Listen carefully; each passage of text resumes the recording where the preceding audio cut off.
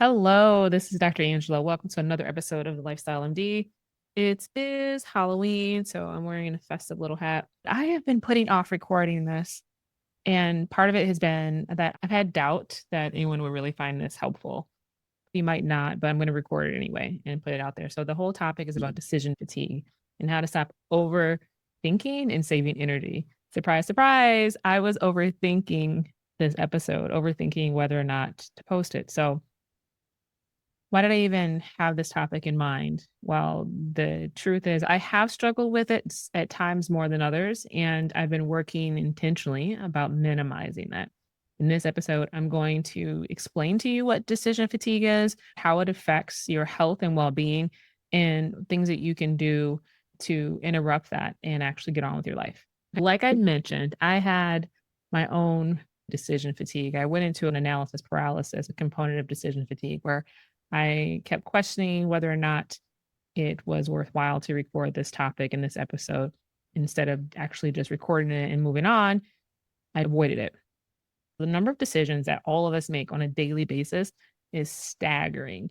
And I can't even tell you how many I've already made today, and it's not even noon yet. Do I wear this little hat? Silly things like that. To what outfit am I going to wear today? I'm going to meet someone this afternoon for a business meeting. Where are we going to meet? This coffee shop or that coffee shop? Should we go to a place to eat food? Should we not eat food? Where do I put my Christmas tree? Because I want to start thinking about Christmas already. Do I leave the spider, the giant spider that I have dangling from the couch because I didn't really feel like putting it up there, or do I go ahead and do something with it outside? We make so many decisions and we contemplate things and we go back and forth in our mind and I think most of us don't have any idea of the sheer number of things that we are contemplating on a daily basis. That was eye opening to me just to realize how much actually happens. Decision fatigue is the mental exhaustion that builds up after you have already made too many decisions. And we do have a threshold. There does come a point where your mind just loses the capacity, it's just exhausted, and the effort and all of the processing involved in making the decisions, it's just like I said, I've had enough. You procrastinate, or like I did with this episode, you just avoid altogether. And that's not a big deal if you're choosing whether or not to drink coffee or to drink tea. But what happens if the decisions you're making are actually consequential?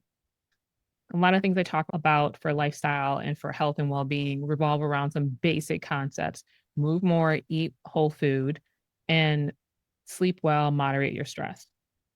So, those are four pillars, but four very overlooked, sleep and moderating stress being big ones. If you are already fatigued, your ability to make decisions is already tapped out by 6 o'clock. You might have had a great breakfast, you had a great lunch, and dinner rolls around, and you just want to grab the fastest thing you can eat, and that might be a whole bag of chips. Keep in mind, there's a multifaceted thing. One, you might have waited too long to eat. And two, you're already tired of making decisions all day subconsciously. And the decision to make a good choice or having to go through the mental jumping jacks of picking something healthy. So you go for the easiest thing, the lowest hanging fruit, or the closest bag of chips. What's the tie in here? This isn't about willpower. It's about your brain being too tired to choose the healthy option. Studies suggest that the brain has a limited capacity for high quality decision making. Once that capacity is reached, even the most astute individuals struggle to make sound decisions. High performers, business executives, moms juggling countless things, women carrying the weight of the world on their shoulders, whether through household, family, friends, whatever it may be. When you are bombarded with all these decisions, even when you're a very capable individual, you have a limit. We all have a limit. And if you question whether that's true, try seeing me at the end of the clinic day. By the time I get to the end of the day, I'm just about tapped out. And the later my day goes, the more likely I am to just say, you know what, we'll deal with that later. I recognize when my decision making is compromised, and then I'll just save that for another time. Write it down, put it in a task so I can deal with it later. So, what I want you to understand is how decision fatigue shows up in your daily life, why perfectionism makes it worse. So, a lot of my listeners out there are perfectionist types, and how you can reclaim that energy for the choices that actually matter. Before we wrap up, I want to share with you a big health decision that you can make today that you don't need to agonize over at all. First segment here, anyone can experience this decision fatigue, but it's most likely to occur when you've made a lot of decisions every day. So, folks that have occupations where making decisions is a part of what they do. So, those who are in decision making capacities versus an executing capacity. Decision making roles, judges, healthcare professionals, executives, caregivers, these individuals are going to be at the highest risk for decision fatigue because you're already inherently going to have to make a lot of decisions throughout the day by the nature of your work. Like when your decisions impact other people, the other people in question could be your partner, your children, it could be patients, it can be employees, clients, whoever you're responsible for. The more your decisions impact other people, the more at risk you are for decision fatigue. Another factor is if you are already in the midst of a difficult or high stress situation, independent of what you are already doing on a daily basis. So I have a patient she's just had compounding and compounding stressors in her life. She's got a sick mother-in-law who she's caring for, dealing with relational issues with the father of her child. And on top of that, dealing with background stress from other things that have been reoccurring in her past and her own personal health. And then add on that, she's a healthcare worker. It's already hard enough to function day to day life. And eventually, those things that are happening in your personal life start creeping in to your professional role. So, if you're already in the midst of a difficult or high stress situation, picking out flowers isn't usually difficult. But if you're planning a memorial service for a loved one, for example, then it could feel impossible. Context matters, not even just what's happening in your life, the context behind what decision you're making and why. If it's a decision about whether to put a loved one in a nursing home or bring them to your house, if it's a decision about whether to enroll your child in school or homeschool them. People with perfectionist tendencies may feel the pressure to make the absolute best decision every time, leading to more decision making and increased risk of fatigue. So you're not just making one decision, you're weighing all these options. And that's like several little decisions. If you've ever met anyone working on a project and they're in this analysis paralysis state, perfectionist, ADHD types, really intellectual people get into this analysis paralysis mode. And then you try to ask a simple question like, what do you want to eat? Or would you like some coffee? And it's just like blow up. Emotional dysregulation is coming from a place of overwhelm from the decision fatigue that they're already dealing with. How do you recognize it when it's happening? Here are some signs of decision fatigue. You're procrastinating or avoiding. That was me. I was avoiding in this episode. I was procrastinating on it. When you start leaning into an impulsive decision, instead of making a thought out decision like you might normally do, you just lean into making impulsive choices. So that can look like attention deficit disorder in people prone to making impulsive decisions, but that might be a manifestation of being overwhelmed and having decision fatigue and feeling like it's easier to make a decision on impulse because you don't have to worry about it. Brain fog. Your brain is tired and so it's not functioning well. Irritability. So that person you're talking to trying to get a simple answer out of and they blow up for no apparent reason. Unnecessarily regretting decisions that you might have already made. Exhaustion. So that's really vague, but if you are, inherently you're making a lot of decisions, or there might be a day or a week where you're more exhausted than others. It could be coming from the fact that you've been making a lot of decisions or you've been in a high decision making capacity. Maybe it's an example of where you're planning a memorial service or a funeral and you're doing it on top of your already busy day to day activities of making lots of decisions. So piling that on, that's where some of that exhaustion can come in. Overwhelm, the feeling of overwhelm, or if you have lots of physical tension, you're holding your shoulders, your body, everything's tight and knotted up. These can all be signs of decision fatigue. And the hard part about that is, yeah, it's kind of broad. That can apply to a lot of things. So you got to kind of put these things in context. However, the key here is that the more decisions that you make without a break, the worse it can get. The cognitive overload of all these decisions constantly leads to depletion. Okay. You become physically and cognitively depleted. And that's a manifestation of physical and cognitive depletion. Analysis paralysis is one example of that. Overthinking, delaying choices, snap decisions. That's what impulsivity looks like. So opting for the easiest, but not necessarily the best choice.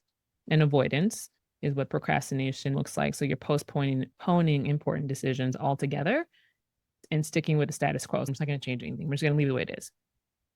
I'm done. Might have said that a time or two. But as I said before, as what you may think is ADHD. So you're an adult and you're like, oh, I think I have ADHD. It might actually be decision fatigue, especially if it's not something you've been dealing with since childhood. Decision fatigue is a subset of frontal lobe fatigue. I've had this conversation with friends about being a caretaker, a mother, and just the frontal lobe fatigue. And I think this is a common thing in our 40s. A lot of women in our 40s right now, midlife, are facing a lot of challenges that are different than the previous generation.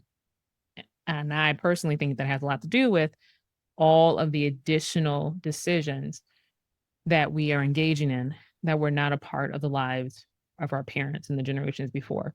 They weren't deciding about which club soccer team to put their kid on, whether to make a costume or buy a costume for their kid, or where they're going to have their kid's birthday party, or who they're going to invite, and just on and on and on. Some of these things we create ourselves, and there's this societal, interpersonal, often self-inflicted pressure to make more decisions. It's not a chronic condition, so it's not a problem that you should be facing day in and day out. It's usually an acute thing. Some people might experience it more often than others. But most of the time, when you're suffering from true decision fatigue, it's because you've had a lot of overload in one particular, it might be a season, it might be a certain time of the year. Then, there's going to be events in your life or times in your life where that's going to sneak up. If you feel like you're experiencing symptoms of decision on a daily basis, I would encourage you to seek out a healthcare provider. Decision fatigue can lead to burnout, depression, anxiety, where it just kind of is a cycle. I was working in the healthcare system, the pressure of making all the decisions rapidly while trying to be perfect in my motherly role, in my wife role, in all these other kind of ways. So indecisiveness can actually be a symptom of burnout. So it's important that you look into what's really going on. So is it decision fatigue or something bigger? A lot of patients and people that I talk to and then I counsel and I practice, they're often dealing with something that looks more like burnout. It might have started off as decision fatigue that went unchecked and kept continuing. The next thing I'm going to get into is explaining why this matters for your health. One big reason is it depletes your willpower. If you're reaching 6 o'clock in the evening and you are going for the easiest choice, you're making an impulsive decision for what to eat instead of thinking it through because it's easier. That impulsivity is a manifestation of your inability to exert the willpower to make the good decision. So it's going to lead to poor choices related to diet, exercise, and mental well-being. The mental effects specifically, you'll have increased anxiety and increased stress. So mental strain of being constantly faced with choices can exacerbate feelings of overwhelm. That will further contribute to baseline stress and anxiety. You're going to be irritable. You might have brain fog. So your mental resources are depleted, and therefore your emotional resilience is at its rock bottom. It will lead to increased frustration, and that can then lead into having brain fog. Sustained decision fatigue is a precursor to burnout, which is more chronic. So that's when exhaustion, cynicism, low self-efficacy become chronic. And I've seen that in some of my colleagues in the healthcare system where, just apathy, just like whatever. Like I don't care anymore. I'm just gonna do what I need, just do what I need to do. And that can impact people in their personal and their professional life. It can worsen symptoms of existing conditions. While decision fatigue is not a diagnosable condition, it can aggravate existing or previously controlled non-mental health issues. Let's say a person has type 1 diabetes and they have decision fatigue that can lead to burnout, and they start neglecting critical tasks like monitoring the glucose levels. It seems like a stretch, but it's true, especially if you're someone who has to do this sort of thing all the time.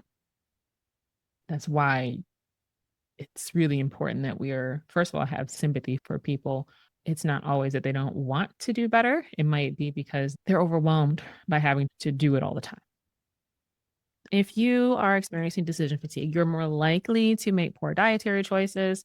You're more likely to have decreased physical endurance, and you're more likely to experience stress related physical symptoms. So, if you're mentally drained, you are going to go for the easy option, bag of chips, fast food, something like that. Decision fatigue has been shown to reduce your physical endurance. The tired brain has fewer resources available to apply self control and push through difficult things like a workout or starting a workout that you don't really want to do.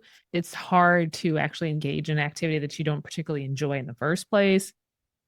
As far as chronic stress is concerned, if you're having chronic stress triggered by decision fatigue, you might experience problems like tension headaches, digestive problems, and this is all stemming from increased cortisol levels, which impact your sympathetic drive. Your system is taking a toll. You're going to experience metabolic side effects. You're going to have lower energy. You're going to have difficulty losing weight. It's just a vicious cycle. We've already talked about a lot of the cognitive and behavioral effects, impulsivity, procrastination, avoidance of complex decisions or avoidance of decisions that require a lot of effort, and difficulty with complex trade offs. If you have decision fatigue, it's going to impair your ability to carefully weigh pros and cons. You're going to maybe shortcut those decisions a little bit. This is a phenomenon observed in professionals like judges who must make many critical decisions. That group in particular is most heavily burdened by decision fatigue as far as professionals are concerned. All right, in this next section, I'm going to talk to you about how you can protect yourself from decision fatigue. There are 6 steps that I've identified that you can take to guard yourself against decision fatigue. The first is to eliminate unnecessary decisions. So, simplifying your meals, your clothes, your routine. So, if you can, like, if you feel comfortable eating the same thing for breakfast every day, then eat the same thing for breakfast every day. For some people, that's not a problem. My husband being one of those people. In fact, in our household, all of us, me, my husband, and my youngest son, alternate between 2 options for breakfast any given morning. And that reduces the need to make decisions. And sometimes if I don't want to decide, I just ask my husband to make for me whatever he's making for himself. So that puts the decision on someone else because he's already decided what he's going to have. So if you eliminate these unnecessary decisions, you're conserving the energy in your decision making capacity by reducing low impact decisions. Everyday decisions can be simplified by creating default systems and default patterns. One of the things that I do in my practice is I will often wear scrubs. I've got really nice, cute scrubs on purpose because I can just pick from one of those any given day. The mother of one of my friends used to always pick out her clothes at the beginning of the week. Monday through Friday, her work clothes were not only picked out, they were pressed and ready to go. So any given day, she would just get up and pick up her outfit. That was a decision she didn't have to make in the morning. I used to think, wow, I never really appreciated the value of that. I'm like, wow, that's kind of weird. Nope, it's genius. It's absolutely genius. So create a simple task for other routines. One of the things I need to do that I don't want to have to make the decision about is working out. When I have a clear programming and someone has decided for me what I'm going to do in any given day, I'm more likely to execute it because I don't have to think about it. So that's one of the reasons I love the faster way. Why I'm a part of that community. The workouts are excellent. The instructions are awesome. So I don't get bored and I'm also getting something out of it. Any given day, there's already a workout selected. If I don't like that workout, let's pick another one from that week. That's one decision I don't have to make. I just know I'm going to work out, look at what the workout is, and it's done. So I encourage you, if they're avoiding working out, just pick a way to have the workouts picked for you. I'll give you an example. My husband gets into this problem often. We've done CrossFit for a number of years, and I'll occasionally do a CrossFit workout with him. CrossFit is nothing other than high intensity interval training, more or less, right? There's specific moves, powerlifting, and there are some very specific exercises typical for CrossFit. So my husband, he almost always does a CrossFit WOD, if you will, for one of his workouts. And he will spend at least a half an hour deciding what he's going to do that day. What I should get for him is something that his heart he has it picked out. So he doesn't take away that decision. So he can just execute the workout.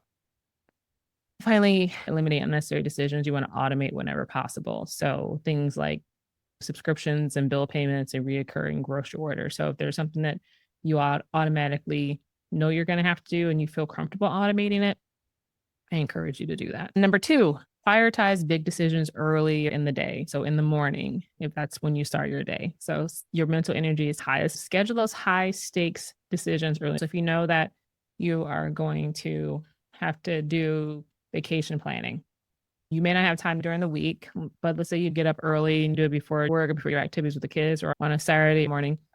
Focus your time early in the day. Motivation declines over the day, regardless of how many decisions you're making for most people. So for most of us, our peak cognitive function is within 90 to 120 minutes of waking up.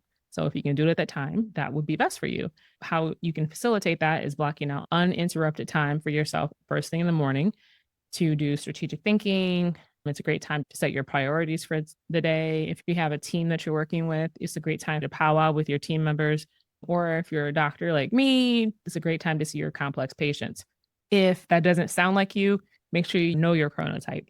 Save your most important decisions and meetings for the critical time window in which you're most likely to be attentive and focused. A lot of people lose their attention and focus around 3 o'clock. If 3 o'clock is not a great time for you, then you shouldn't be scheduling a high stakes meeting at 3 o'clock.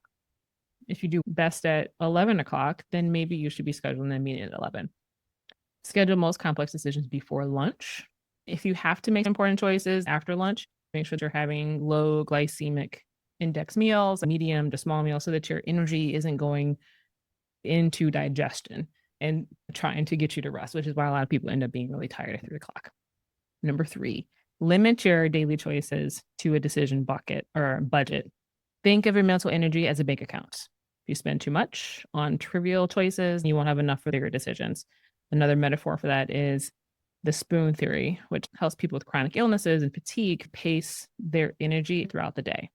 Set a decision cap for each day, choose 2 or 3 decisions to focus on. And I encourage you to do that in the morning. So, an example from my personal routine is I will think about what I have going on throughout the day. There might be 12 big things I need to think about, but I'm going to set my priority. What are the top 2 or 3 things that I really want to make sure that I'm attentive to today? And the other things are kind of nice to have. If I have something on the nice to have list that's not really nice to have, then I need to move it up to the top 2 or 3. The reality is, if you're trying to do it all in any given day, you're not going to make a good choice on some of those. So prioritize how you spend your time effectively. The final recommendation is to try to batch similar decisions together so that it's kind of like feeling like one big decision, batching similar things all at once. In my clinic day, this is one of my favorite things to do.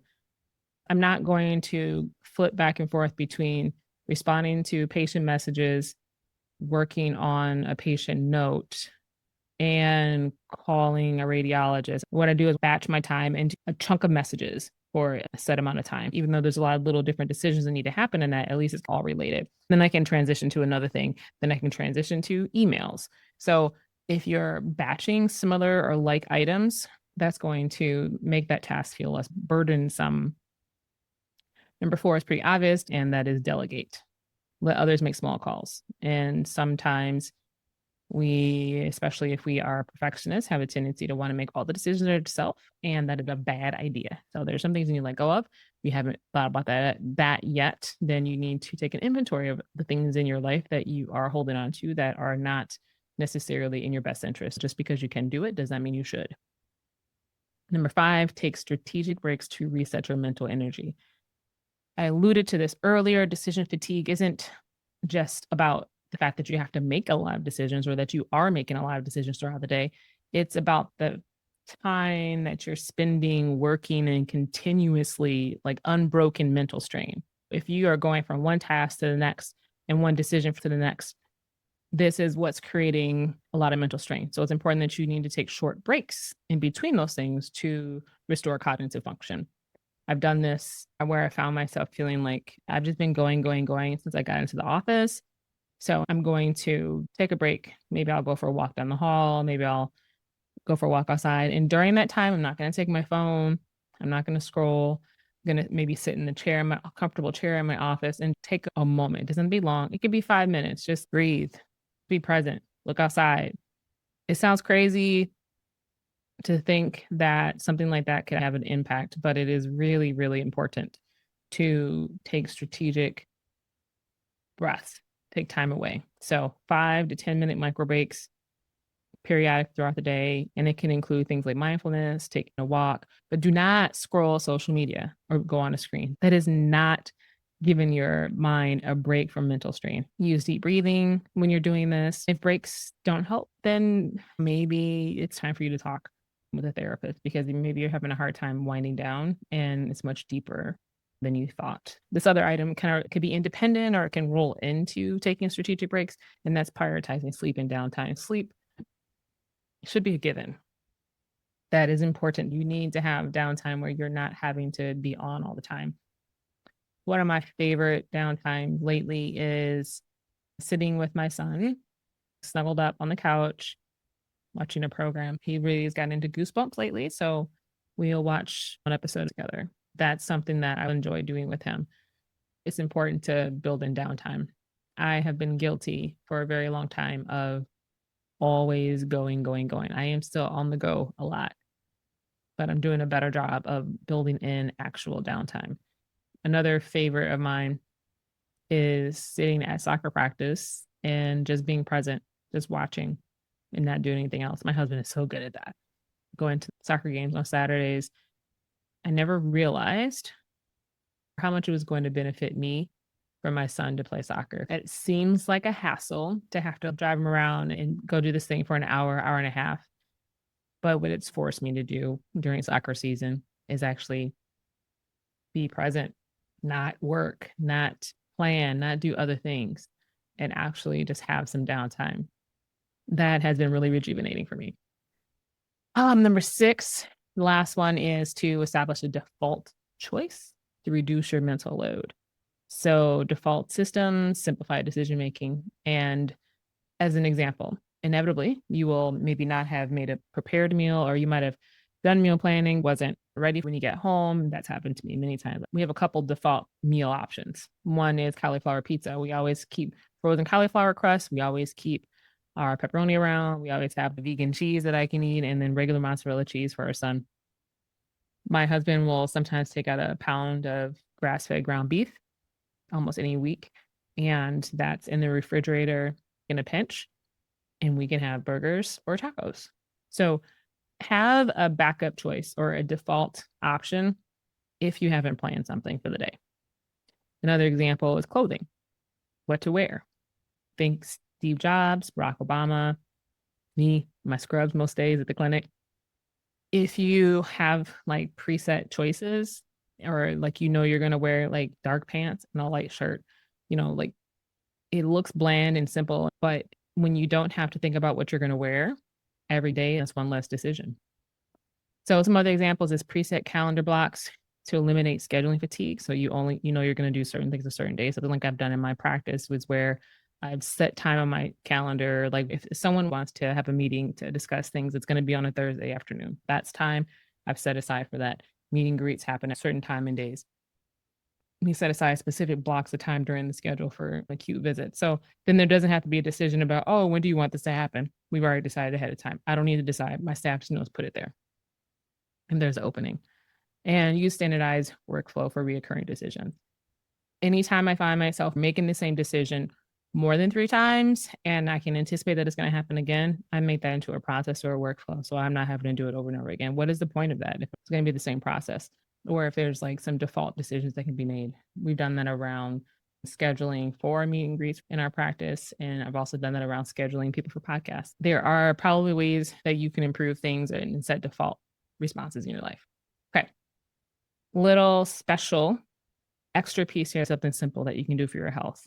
I want to encourage everyone who is of the age to get your colon cancer screening. I just participated in a walk run 5K. I was at the vendor table for Shield, who does blood testing for colon cancer screening. So that's been FDA approved. It's not widely covered by insurance, but it's covered by Medicare.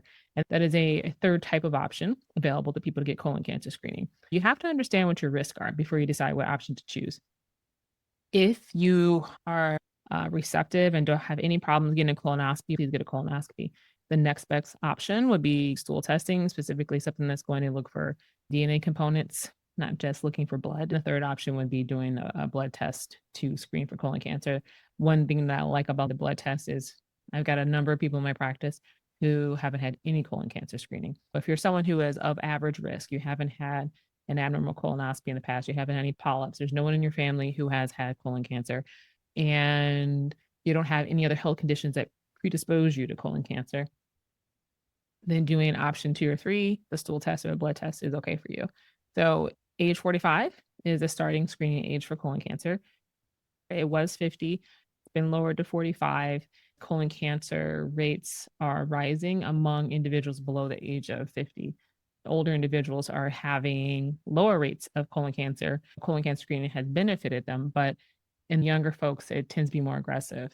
I think our food has a lot to do with that. That's just my opinion. I'm sure someone will do some research on that and figure that out at some point, but I think our environmental exposures in food is doing that. In the meantime, get your colonoscopy or stool test or blood test to screen for colon cancer. And if you're having GI related symptoms at any point, you're too young to get colon cancer screening, you are not too young to get tested to evaluate why you're having these symptoms. So don't ignore symptoms. And if you're not sure if what's happening to you is something you need to worry about, talk to your doctor. That's my little public service announcement. One thing that you can do to improve your health, prevent major health issues. All right, that is it. I hope that was helpful. A few things to remember from today. First, recognize when you're not in the right state to make decisions and give yourself permission to sleep on it. Decision fatigue is something that drains us, and perfectionism magnifies it. Things that you can do to help with this is simplify, automate, delegate, and save energy for what matters. Don't waste your energy on silly little things.